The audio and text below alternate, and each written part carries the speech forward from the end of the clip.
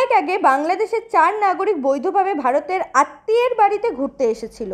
উত্তর দিনাজপুর কানকির বাসিন্দা স্বপ্না সরকারের বাড়িতে এসেছিল। মঙ্গলবার বাংলাদেশি নাগরিক বাড়ি ফিরে যাবার কথা ছিল। কানকির বাসিন্দা স্বপ্না দেবীকে সঙ্গে নিয়ে তারা চোপড়া এলাকায় এসেছিলেন। চোপড়ার আত্মীয়ের বাড়ি হয়ে তারা শিলিগুড়ি যাবার জন্য রামগঞ্জে বাস ধরার জন্য দাঁড়িয়েছিল।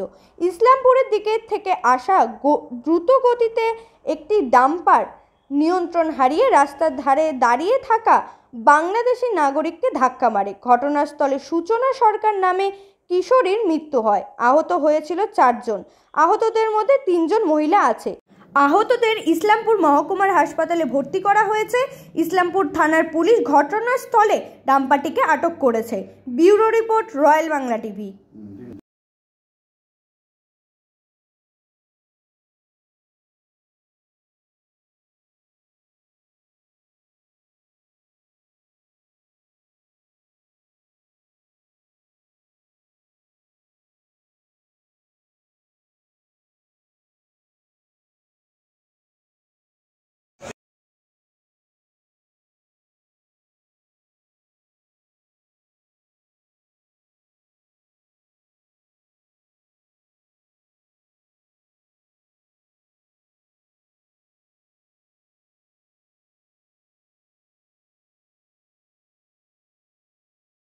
লোকগুলা ওই পাশে এইদিকে আসছিল, ওই বীজখানে ছিল, বীজখানে দাঁড়াই ছিল, বসটা পার হবে তারপরে ও এদিকে আসবে।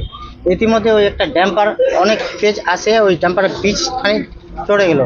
চড়ে যাওয়ার পরে ওই লোক 4টাকে উপরে চড়াই দিল, গাড়ির উপরে উঠে গেছিল, গাড়ির উপরে উঠে গেছিল।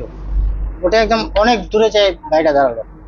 ওরা 2 জন বাংলাদেশের থেকে এসেছিল নাকি, এই দিক দিয়ে ঘুরতে আসছিল নাকি সেটা বলতে পারবো। দাঁড়াই ছিল। আচ্ছা, এরা দাঁড়ায় ছিল শিলিগুড়ি যাওয়ার জন্য। আচ্ছা, আর গাড়ি ডাম্পারটা ইসলামপুর থেকে আসতেছিল। শ্রীকৃষ্ণপুরে কোন জায়গায় অ্যাক্সিডেন্ট করছে না করছে ওরা বলতেছে যে শ্রীকৃষ্ণপুর অ্যাক্সিডেন্ট করে গাড়িটা ভাগে আসতেছে। আচ্ছা, এর মধ্যে বড় ব্রিজটার মধ্যে চড়ছে। ব্রিজটা পরে যে লাস্ট কোনাটা আছে ওইখান থেকে বাঁধিয়ে কাটে লোকের উপরে চড়াই দিচ্ছে। আচ্ছা, এই লোকগুলো দাঁড়িয়ে ছিল, গাড়ি যাওয়ার জন্য, শিলিগুড়ি যাওয়ার জন্য।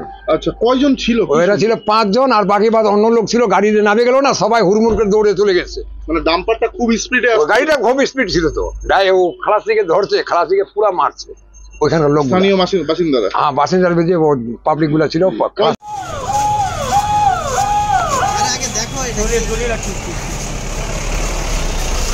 এটাই তো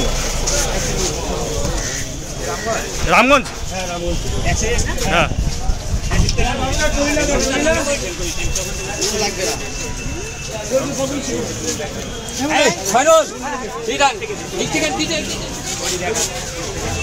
নিয়ে আসে